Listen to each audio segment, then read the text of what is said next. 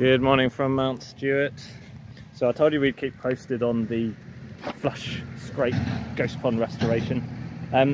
We're actually not that far, we're a day on from the last video you would have seen last week on this, but I'm kind of trying to record this as we get the opportunity to do the work.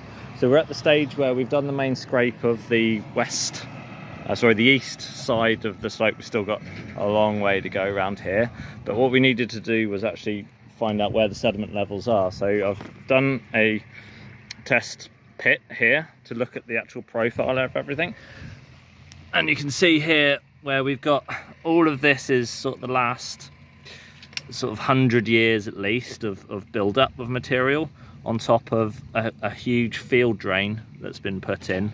And you can just get an idea of the flow of this field drain.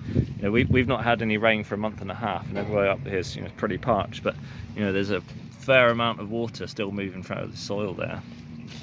A bit closer there. Yeah. So obviously this pit's going to fill up very quickly, so I'm taking the opportunity to look at the profile while we're at it. So you can even see just in here actually that flow of water through the big field drain section that's coming back. So the field drain that was put in goes out that way. But what we're looking for is, so this is the edge of all the field drain areas, but we're looking for these sort of grey and brown silty sediments here. So we may not need to go down too far, but obviously I've tapped into the field drain itself here. So when we start digging test pits on the scrape proper site, which is just around the corner here, we'll see what turns up. But we're not far off. We don't have to go much more than maybe a metre down after the main scrape has been done, and well, we'll take it from there and see where we go. And Rob's asking me a question. What do you want, Rob?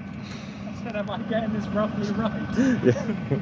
Alright, so Rob's taken over from Rachel today, so we're getting everything hauled out, working the two trailers so we can get things moved quicker to cap over an old dump site on the property, which makes use of the spoil from here that's got that high nitrogen content in, and then everything else from this layer will draw back up the slope, which will hopefully have all that really important seed stock that we want in here.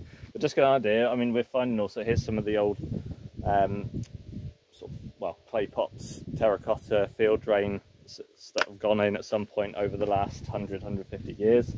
We've also found, where's that pot, Rob? We'll go around. There it is. So yeah, as expected, given that it's next to an old farmstead property, which is just in the woods there, you know, we're getting cooking pots and all sorts. So I wasn't expecting to find much spoil in this site and compared to other ones, but inevitably any hole in the ground seems to have been filled by rubbish over the decades. So yeah, there we go, and we'll see you guys next week.